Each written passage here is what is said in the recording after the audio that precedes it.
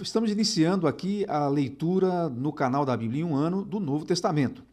Tivemos grandes aventuras, grandes emoções para ler o Velho Testamento.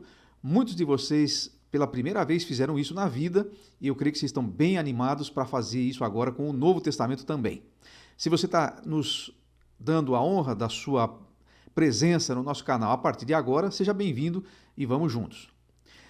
Nós encerramos a leitura de Malaquias e aí se passaram 400 anos, se bem que para nós foi só um dia, nós terminamos ontem a leitura e hoje começamos a nova ou alguma coisa próximo disso. Nós vamos encontrar no Novo Testamento um cenário muito diferente do que tínhamos no Velho Testamento. Por exemplo, o império não é mais o Império Persa. Já passou ali a época do Império Grego e agora estamos nos romanos. E aí o mundo vai ser bastante diferente, inclusive o mundo onde o Novo Testamento vai ser ambientado.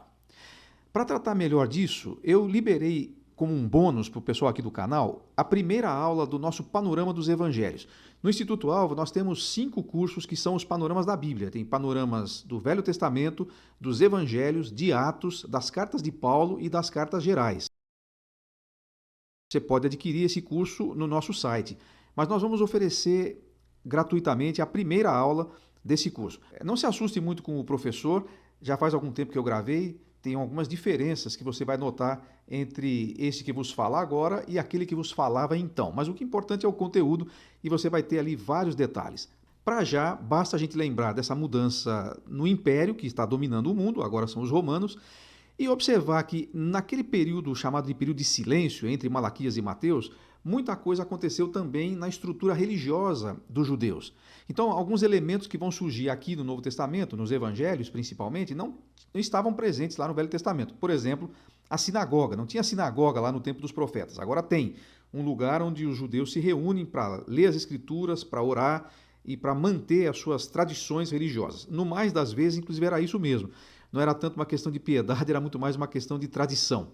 Mal comparando, a sinagoga é o CTG dos gaúchos, né? Aquele centro de tradições gaúchas, em que tem as músicas, tem a cultura sendo mantida para os mais jovens se acostumarem a ela. É mais ou menos isso que funcionava a sinagoga. Também vai haver alguns partidos político-religiosos que não tinha lá, são fruto desse momento aí entre o Velho e o Novo Testamento. Por exemplo, os fariseus, os saduceus, né, os escribas, que são pessoas que copiavam a lei. Lógico que já tinha escriba no Velho Testamento, mas agora eles têm uma função um pouco mais destacada e eles vão ser personagens recorrentes ali nos evangelhos. Eu confesso a você que para fazer o mapa de voo dos evangelhos foi mais difícil para mim do que para fazer dos profetas. Porque a narrativa dos evangelhos ela é bastante coesa, assim você não percebe muito bem as mudanças, não há divisões muito claras. Se você pegar 10 estudiosos diferentes, eles vão fazer 10 divisões diferentes de cada um dos evangelhos. Então, a nossa proposta aqui é sempre simplificar e não vou aqui discutir ou brigar se alguém fizer uma coisa um pouco diferente.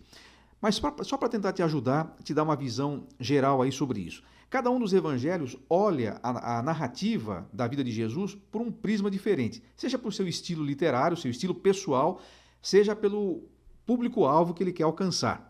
Então você vai perceber que tem essas diferenças, isso é quase que consenso entre a maioria dos estudiosos da Bíblia, né? Essa ênfase. Então vamos começar pelo primeiro evangelho, o evangelho de Mateus. Não é o primeiro que foi escrito, mas é o primeiro que está na nossa ordem disposta ali na Bíblia em português.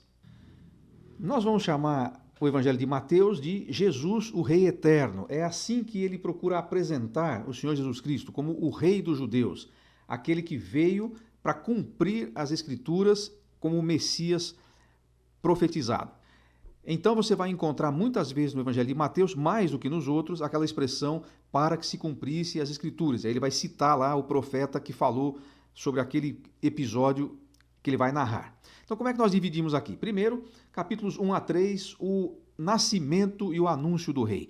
O nascimento e o anúncio tanto no que diz respeito ao Natal de Jesus, né, a anunciação feita pelo anjo, mas também depois o anúncio da chegada de Jesus como Messias por João Batista. Depois, aí quase todo o restante do livro, capítulos 4 a 25, o ministério do rei. Capítulo 4 você tem a tentação de Jesus, depois o início do seu ministério, ele chamando os seus primeiros discípulos, depois vai ter o Sermão do Monte, nós poderíamos subdividir aí a ética do rei, e assim por diante, até o capítulo 25, que são as últimas parábolas que ele contou já nas vésperas da sua crucificação. Os capítulos finais, 26 e 27, a paixão do rei, a morte, sepultamento e ressurreição do Senhor Jesus Cristo. É óbvio, nós poderíamos fazer muitas subdivisões aí, mas assim você tem uma visão geral deste evangelho. Eu quero destacar com um diferencial nesses mapas de voo dos evangelhos justamente seus autores. Porque cada um deles tem uma história diferente, cada um deles tem um jeito de ser diferente e tem um relacionamento diferente deles com Jesus ou com a obra do Senhor Jesus Cristo. Por exemplo, Mateus. Mateus é o Levi, aquele publicano que Jesus chamou. Ele estava sentado lá na coletoria. Isso é uma história bem interessante e alguns detalhes históricos aí. A coletoria de impostos era uma espécie de uma concessão pública dada pelo governo de Roma.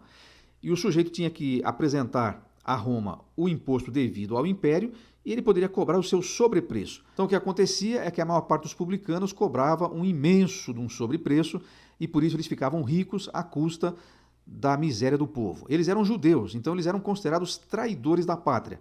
Trabalhavam para Roma e ainda roubavam os seus compatriotas. Mateus era um desses publicanos. Ele tinha uma posição financeiramente privilegiada. Provavelmente ele tinha um pouco mais de instrução acadêmica do que os demais discípulos. Ele estava um dia sentado na coletoria, Jesus passou e disse: "Vem e segue-me", e diz o texto, tanto desse texto quanto do outro evangelho que conta a mesma história, que ele deixou tudo e o seguiu. Ele abriu mão de muita coisa para seguir Jesus. Mas o detalhe, quando ele vai contar dessa chamada, Mateus diz simplesmente que Jesus o chamou, ele deixou as coisas e foi embora. E à noite, estando em casa, estava Jesus com ele à mesa. O detalhe é que quando Lucas conta essa mesma história, ele diz que Mateus deu um grande banquete e convidou muitas pessoas na cidade. Foi um acontecimento aquele jantar que marcou a chamada de Mateus. Muito interessante como Mateus se apresenta simplesmente como um homem sentado na coletoria. Ele não fala do banquete que ele deu à noite para receber Jesus na sua casa. É Lucas quem fala disso. Mateus sabia bem qual era a sua posição. E ele escreve um evangelho majestoso. Ele vai se tornar um dos 12, aqueles que Jesus chamou para andar com ele. E ele nos ensina como uma pessoa pode ter um passado muito ruim e muito mal visto para todos, mas o Senhor Jesus Cristo pode chamá-lo mesmo assim, e isso vai fazer toda a diferença na sua vida. Vamos nos deliciar com esse evangelho de Mateus. Vamos andar com Jesus durante alguns dias, ouvir diretamente dele os ensinos, as parábolas, e vamos acompanhá-lo também na sua morte, sepultamento e ressurreição. Bem-vindo ao Novo Testamento, bem-vindo ao Evangelho de Mateus.